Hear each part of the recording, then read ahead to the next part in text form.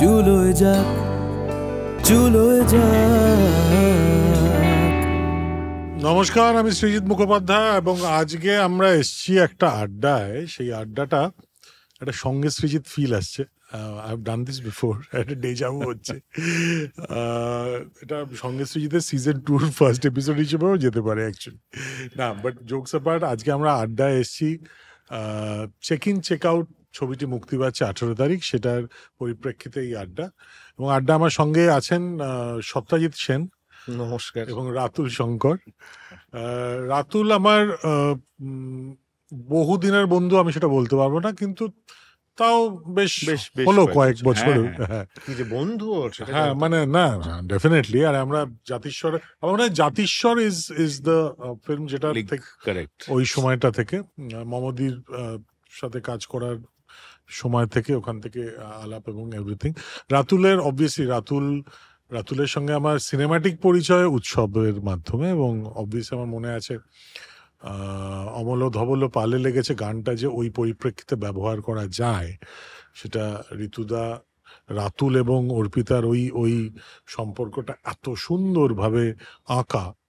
So সেইখান থেকে cinematic পরিচয়। বাট অবভিয়াসলি, আর এই ভদ্রলোকের সঙ্গে আমাদের বয়স 47 এবং আমরা একে অপরকে 45 বছর ধরে চিনি। তার মানে আমরা হিসেবটা করে নিলাম যে আমরা 2 বছর বয়স থেকে, 2 বছর বয়সে ঠিক তো চেনা যায় না, পাশাপাশি দুটো কটে শুয়ে কাঁথায় মুড়ে কান্নাকাটি করা যায়। তো আমরা সেটাই করতাম, কান্নাকাটি। এবার কান্নার যখন বাংলা ভাষা পেলো মুখে, যখন আমাদের ভাষা ফুটলো, তখন থেকেই আমরা একে অপরকে চিনি। সো খুব পুরনো বন্ধুটাও আন্ডারস্টেটমেন্ট আমাদের ক্ষেত্রে। গিভেন দ্য প্রফেশনাল বিট, বাপ্পার এটা দ্বিতীয় ছবি। বাপ্পার প্রথম ছবিটা বাপ্পা জানে যে আমার খুব যে পছন্দ হয়েছিল তা নয়, হাফ টাইমে চলে গেছিল। মানে সেটা আমি জানি, মানে আমাকে পরে বলা হয় যে তোমার কিরম বন্ধু।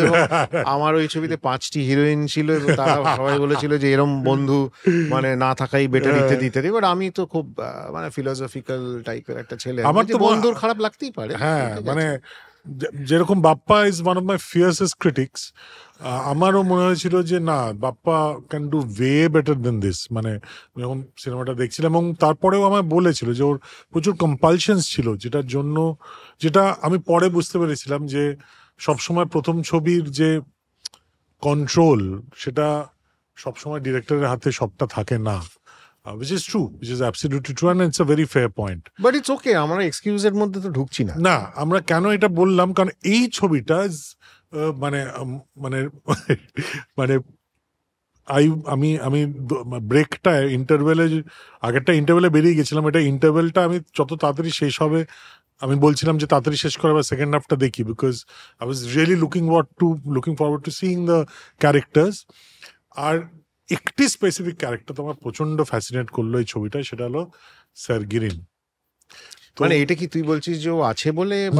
না, বিকজ আমি বলছি তোকে, এই যে কোয়ার্কটা না, যে দুটো সম্পূর্ণ আলাদা জেনারেশনের কথা হচ্ছে, আলাদা যুগের কথা হচ্ছে, এই থিমটা আমি তো নিজে এতবার এক্সপ্লোর করেছি, মানে জাতিস্বরে করেছি এবং অতি উত্তমে করেছি অগেন। সো দুটো কমপ্লিটলি দুটো ডিফারেন্ট ইরা, তাদের ইন্টারাকশনে আজকের দিনে দাঁড়িয়ে একটা কোনো মিশন কমপ্লিশড হচ্ছে। সেটা অতি উত্তমের ক্ষেত্রে প্রেমে পড়া, জাতিস্বরের ক্ষেত্রে একটা প্রেমকে সফল করা। সো এখানেও একটা মিশন আছে, খুব ইন্টারেস্টিং মিশন। এবং so this is a very, it's a trope, it's a template which is very close to my heart. And সেখানে আই ওয়াজ সো এক্সাইটেড। এবং তার উপরে পুরো সেটিংটা কিনা একটা হোটেল। এবার লোকে ভাববেন যে আমি হোটেল নিয়ে এত উত্তেজিত হচ্ছে কারণ আমি শাহজাহান রিজেন্সি বানিয়েছি বলে, তা কিন্তু নয়। মানে তুই তো একটুখানি মানে কি বলবো, মানে রিজু, ও যেমন বাপ্পা বললো, আমার ডাকনাম বাপ্পা, অনেকে জানেন, ওর ডাকনাম রিজু মোটামুটি সবাই জানে। কারণ আমি একটি দিন দুয়েকের আগের বোধহয় একটা ইন্টারভিউ পডকাস্ট, যাই বলো, একটা ওয়াক দ্য টকের মতন করেছিল। সেই ওয়াক দ্য টক আমারই করার খুব মানে আমার খুব ভালো লাগে, এই ফরম্যাটটা আমার ভালো লাগে। তুই আর সুমনদা করেছিস, তাতে দেখলাম তোকে কারণ জোয়ার বলছো। কারণ জোয়ার যদিও ওজেম্পিক ওষুধ থেকে অনেক রোগা হয়ে গেছে, তো সেই সবে আমরা আসবো, কারণ সৃজিত ফিটনেস একটা সাবজেক্ট, একটা আমার একটা ব্যক্তিগত ফেলিয়ার সেই বিষয়টা। বাট এনিওয়ে কারণ জোয়ার বললো, আমি শুনলাম ও একটুখানি। হ্যাভিং সেড দ্যাট, আমি এই কারণেই বলছি কারণ সৃজিতের মধ্যে একটা নার্সিসিস্টিক মেগালোম্যানিয়াক স্ট্রেক তো আছে, সেটা যেরম ধরনেরই যাই বলুন, এবং না থাকার কিছু নেই, কারণ সৃজিত অসম্ভব শিক্ষিত, ইন্টেলিজেন্ট, ওর মতন ইন্টেলিজেন্ট ফিল্ম মেকার নেই। আমি একদম অন এয়ার অন রেকর্ড, এখানে আবার যেখানে আমরা করছি সেই মেঘদূত এমন বলে ও যেন দূরদর্শনে বলে, ন্যাশনাল টেলিভিশন টাইপের বলে ফেলে। এগুলো কিছুই নেই, আমি যে ব্যক্তিগত পডকাস্টে আবার national television on air fair কি বলছো। তো এনিওয়ে আমি অন রেকর্ডস বলতে পারি দুটো জিনিস।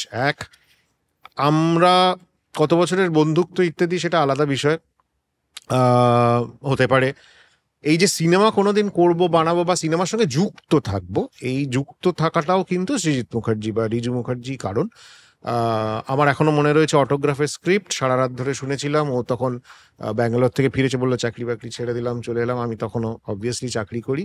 সেই সাহসটা, এবং সৃজিত মুখার্জি বাংলা ছবির মোড় ঘুরিয়ে যদি না দিত অটোগ্রাফ নিয়ে, এবং আমার মনে রয়েছে 5টা 5:30টার সময় আমি বেরিয়েছি ওর বাড়ি থেকে লেক গার্ডেন্সে, তখনও থাকতো সৃজিত, এখনো থাকে। ভাবতে ভাবতে এবং কি শুনলাম, আর সৃজিতের একটা মারাত্মক গুণ, লেখা তো ছেড়ে দিন, সৃজিত কিরকম লেখে না লেখে সেটা আমরা সবাই জানি। ওর নারেশনটা কিন্তু সাংঘাতিক, ও নারেট করে আপনাকে গোটা ছবিটা দেখিয়ে দেবে, শুধু ওর পাওয়ার অফ নারেশন। তো সেই কনভিকশনটা, সেই অ্যাটেনশন টু ডিটেলটা, সেই কোয়ালিটিটা ওর রয়েছে। তো আমি না রাতে তো ঘুমোইনি, কারণ শুনছি স্ক্রিপ্ট, শুনেছি, এবং সেটা বোধহয় আর্লি ড্রাফট ছিল প্রবাবলি, সেটাতেই যা ইম্প্যাক্ট হয়েছিল। তারপরে এই যে সাহস বহু ফিল্ম মেকারের, আজকে বাংলার ইন্ডাস্ট্রির যেরকমই অবস্থা হোক, সবকিছু ছেড়ে ছুড়ে দিয়ে সিনেমা বানাবো ইত্যাদিটা কিন্তু সৃজিত মুখার্জি যদি অটোগ্রাফটা না বানাতো, হতো না, কখনোই হতো না। ক্রিটিক নন ক্রিটিক ছেড়ে দিলাম, but we are all very very proud of Srijit Mukherjee as a film maker, কারণ ও সাকসেসফুলি এটা করতে পেরেছে। যেমন কিল বিল সোসাইটি ইজ আ হিট, আমি নিজেও কিল বিল সোসাইটি দেখেছি, আমাকে প্রিমিয়ারে ডাকিনি, প্রথমবার হিস্ট্রিতে সমস্ত ছবির তে ওর মিস হয়ে গেছে, বা নতুন প্রোডাকশনে নতুন ভেলু নতুন ইয়েতে। তারপরের দিনকে ফোন করেছিল, আমি পরের দিন এমনি, ও ফোন না করলো, এবং আমার এই ছবির কোনো কথা ওঠেনি যে আসবে দেখবে ইত্যাদি ইত্যাদি ইত্যাদি। ও বলেছিল যে কি সাপোর্ট লাগবে বল। আর আমি আবার এমন একটা লোক বা ছেলে, যাই বলুন, কেউ ভলেন্টিয়ার করলে পরে আমি বলি আমি নিজে থেকে ওটা চাই না।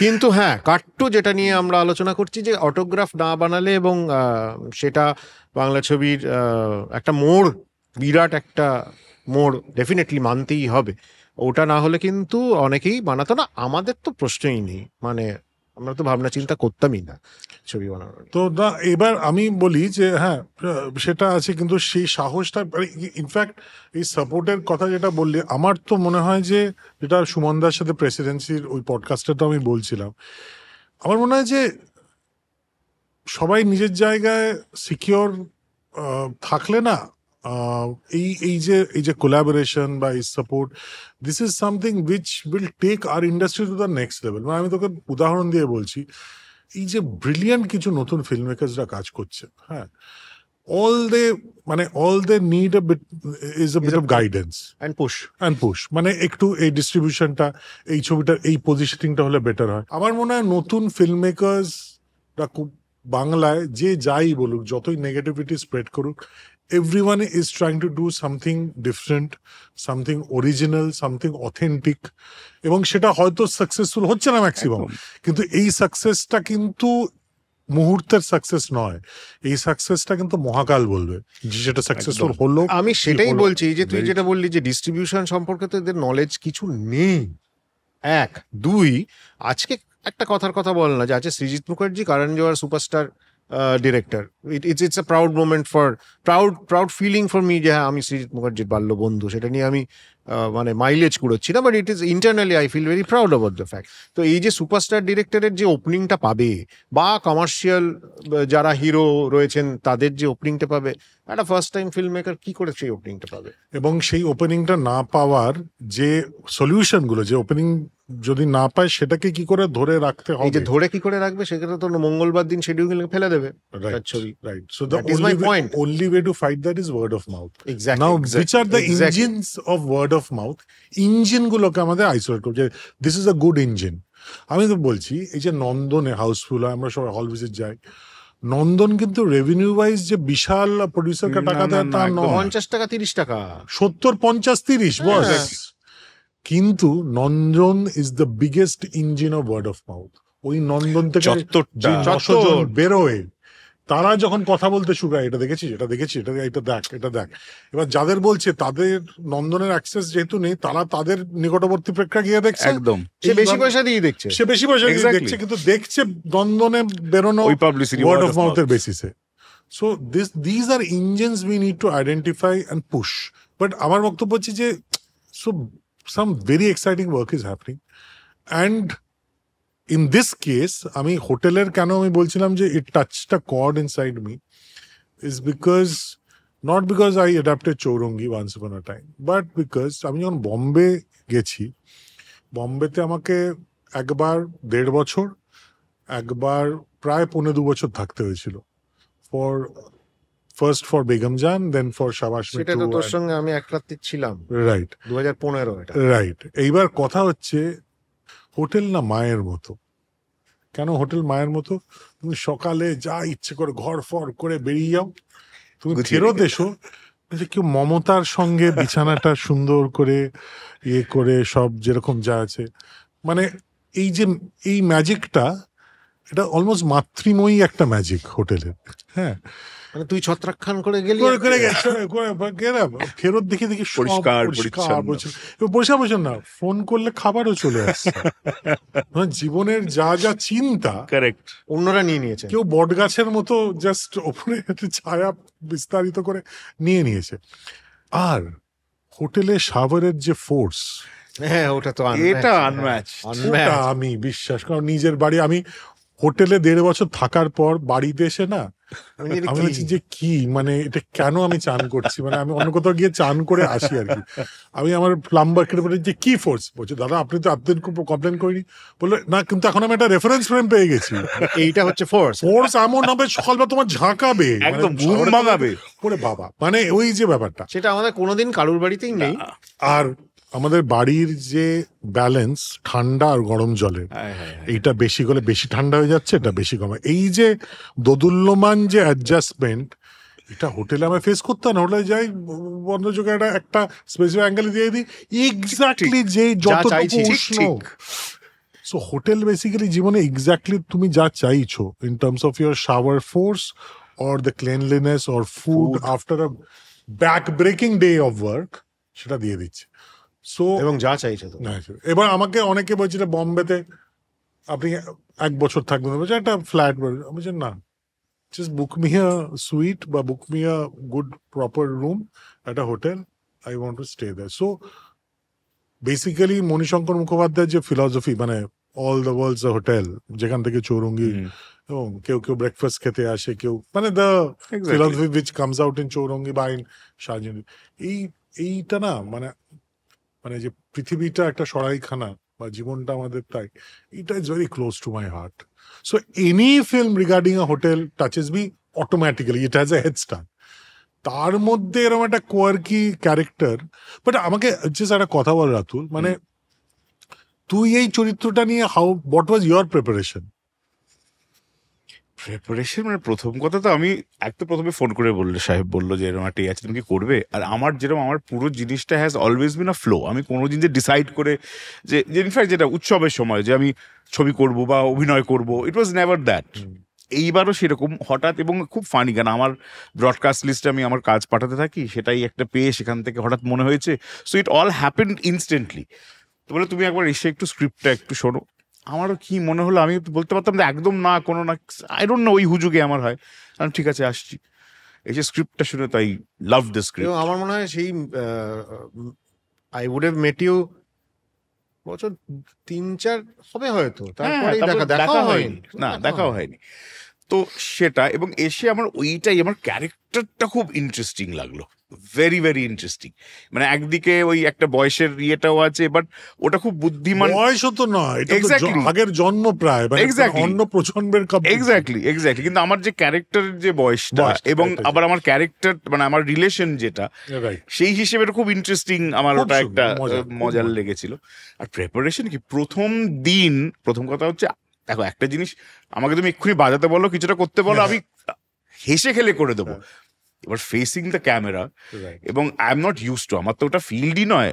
এবং প্রথম দিন দুটো ক্রুশিয়াল সিন, প্রথম দিন in fact we shot the last scene ও, প্রথম দিনেই। এটা না সব শিডিউলে হয়, প্রথম থেকে আমরা ঠিক করি না ওটা না আমরা অ্যাক্টরদের কমফর্ট দেবো, হবেই না। লোকেশন সবকিছু এমন হচ্ছে প্রথম সিন, মানে আমার ইয়ে তো কিল বিলেও তাই হয়েছে, সত্যি বলে সত্যি কিছু, মানে ওই সামথিং হ্যাপেন্স, মার্ফিজ ল। এখন ওটা ভীষণ ডিফিকাল্ট, মানে আমার পক্ষে, মানে যারা হয়তো করে এসছে একটা ইয়ে, যারা আমাদের সব ব্যাটসম্যান যখন ব্যাট করতে নামে স্কোরবোর্ডে 0 থাকে, সবার পেটে বাটারফ্লাইজ ভাই, ওরে বাবা রে বড় বাবা। ব্যাটটার বহুদিন পারে ফেরত আসছে, ওইসব কিছু না, এভরি অ্যাক্টর ফেসেস দোজ। তাছাড়া যদি ডিরেক্টর শ্রীজিৎ মুখার্জি শেষ। যাই না এখন শেষ। এখনো সেটা, কারণ ও তো সবাইকে না, কাঁদিয়ে দেয় বলে শুনেছি না, শখের। আমি শুধু একমাত্র একবার ঋতুকে খুব ঝেড়েছিলাম রাজকাহিনীতে, কিন্তু তারপর যে রেপুটেশনটা হয়ে গেছে না, ওটা না আমি আর ভাঙিনি, কারণ এই রেপুটেশনের জন্য কারণ লোকজন পাঠ মুখস্থ করে আসে, জুজু ভেবে পাঠ মুখস্থ করে আসে। আমার খুব সুবিধা হয় বস, আমি আই ক্যান সে যে আচ্ছা এটা এইভাবে করো, বিকজ লাইনস গুলো তো মুখস্থ, so that's not a problem. এখানে এরকম হয় যে লাইন্স মুখস্থ থাকে না এরকম। আর মানে ডোন্ট গেট মি স্টার্টেড আর কি, মানে ক্যামেরাম্যান ক্যামেরা নিয়ে আসছে, যে সাউন্ড রেকর্ডিস্ট সে নাগড়া নিয়ে আসছে, সবাই তার ইকুইপমেন্ট নিয়ে আসছে, অ্যাজ অ্যান অ্যাক্টর তোমাকে তোমার লাইন্স একদম, মানে দ্যাট ইজ বেসিক। মানে এখানে এসে সেটে তুমি যদি পাঠ মুখস্থ করো, ডেইলি সিরিয়াল হয়ে মানে জাস্ট না, আমি বলছি মানে ডেইলি সিরিয়াল হয়ে গেল, টেকিং নাথিং হবে। আমি অনেকগুলো সিরিয়াল করেছি, কারণ সিরিয়ালে তো দেওয়া হয়, লাইনটা দেয়াই হয় গরম গরম। হ্যাঁ, আর আমরা বলতাম যে রীতা কয়রাল মানে এরম চলে গেলে পরে উনি মুখস্থ করে ডেলিভারি করেন, অদ্ভুত ক্ষমতা, এরম বলা হতো। চুলোয় যাক